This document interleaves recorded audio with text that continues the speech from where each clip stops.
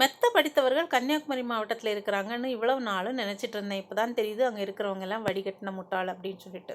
காங்கிரஸ் பக்கத்துலேருந்து ஒரு வேட்பாளரை நிறுத்துறதுக்கு குமரி மாவட்டத்தில் ஒரு ஆணோ ஒரு பெண்ணோ இல்லை, படித்தவர்கள் இல்லை, அறிவுடையவர்கள் இல்லை.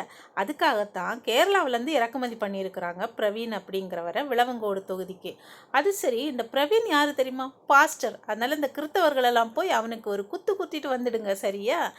வடிகட்டின முட்டாளுங்களே, இவருக்கு இருக்கிற குற்றப்பின்னணி என்ன தெரியுமா? இந்த பாஸ்டர் அடுத்தவன் பொண்டாட்டி ஆட்டையை போட்டது ஒன்று, அதுக்கப்புறம் கொரோனா நேரத்தில் கூட்டம் நடத்துகிறேன் அப்படின்ட்டு அல்லோலியோ கூட்டம் நடத்துகிறேன் அப்படின்னு சொல்லிட்டு அந்த நேரத்தில் சட்ட விதிகளை மீறினது ஒன்று. இதுக்கு மேலே அடுக்கடுக்காக குற்றங்கள் இருக்குது. அதை நான் சொன்னால் அப்புறம் என்கிட்ட வந்து நீ யார் இதெல்லாம் பேசுகிறதுக்கு அப்படின்னு நீங்களே கேட்பீங்க. இந்த கிறித்தவர்களே, இந்த மதத்தை கொஞ்சம் தள்ளி வச்சுட்டு மக்களுக்கு எது நல்லது நடக்கணும்னு யோசிங்க.